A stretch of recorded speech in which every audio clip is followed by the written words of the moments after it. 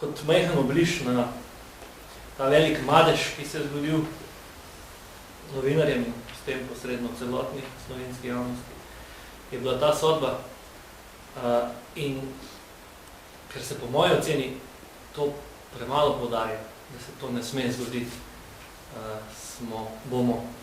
smo danes v imenu poslanske skupine dali zahtevo za sklic seje komisije za peticije človekove pravice in enake možnosti, kjer želimo troje, se pravi seznaniti se za to sodbo Vrhovnega sodišča,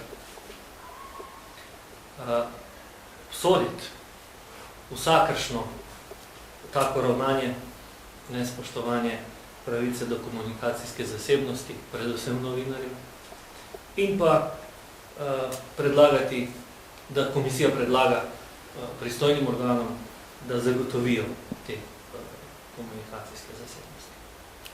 Toliko z moje strani, mogoče pa nadaljevanje že.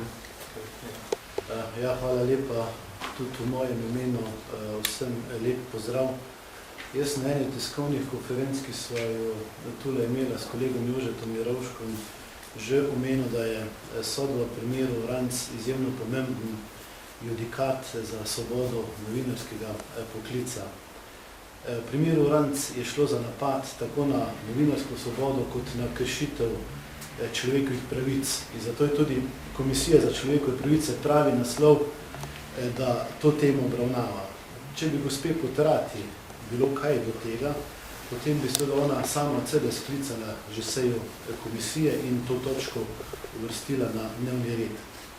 Ker pač tega ni naredila, smo to storili v poslanski skupini SDS. Osebno tudi pogrešam odziv varuhinje človekovih pravic, ki ima očitno čas, da sklicuje tiskovne konference skupaj z določenimi političnimi strankami. Nisem pa slišal njenega komentarja v primeru Ranc, kjer je šlo pač za evidentno poseg v človekove pravice in je ta sodba Vrhovnega sodišča tudi pravnomočna. Tudi sam sem v tistih letih, ko sem bil dopisnik na Koroškem, pisal o aferi Vič-Holmec in po mojih podatkih so si takrat kriminalisti pridobili vsaj še en izpisek telefonskih klicev, vsaj še enega novinarja.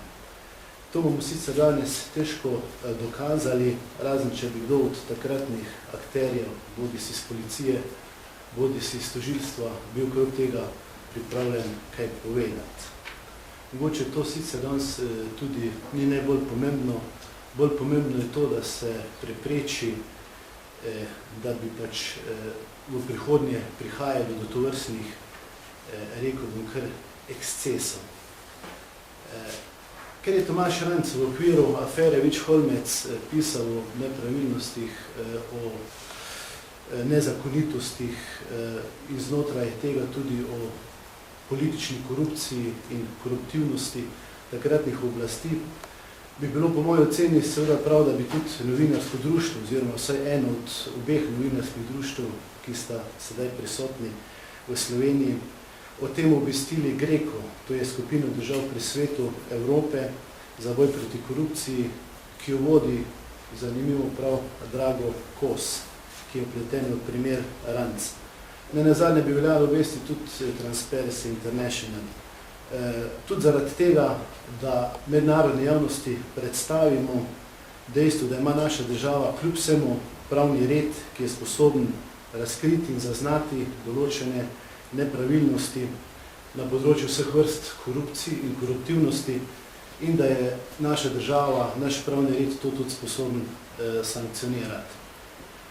Sicer pa mogoče kot zanimivost tudi to, da se vse to ni dogajalo, da se ne dogaja le v Sloveniji. In v Nemčiji je pred parimi leti prišlo do razkritja, da je tamkajšnja tajna služba BND sistematično vohunila za novinarji. In to več let in se je pri tem posluževala tudi Stasijevih metod dela. In kar je mogoče zanimivo, pri tem niso uporabljali samo lastnih agentov, temveč tudi novinarje, ki jih je tajna služba plačevala, da so špionirali svojim novinarskim kolegom. Vse to je znano in tudi mislim, da je to zanimiv primer. Sicer pa, da zaključim, mislim, da moramo po vsem tem, kar se je dogajalo v primeru Ranc, paziti na to, da ne bomo zašli v sindrome totalitarizma, ko so rabili bolj cenjeni kot pa žrtve. Da prevedem na ta primer, da ne bodo tisti, ki so v primeru Tomaža Ranca kršili človekove pravice, večji medijski junaki, kot pa vaš kolega Tomaž Ranc, ki so mu bile človekove pravice kršene. Hvala lepa.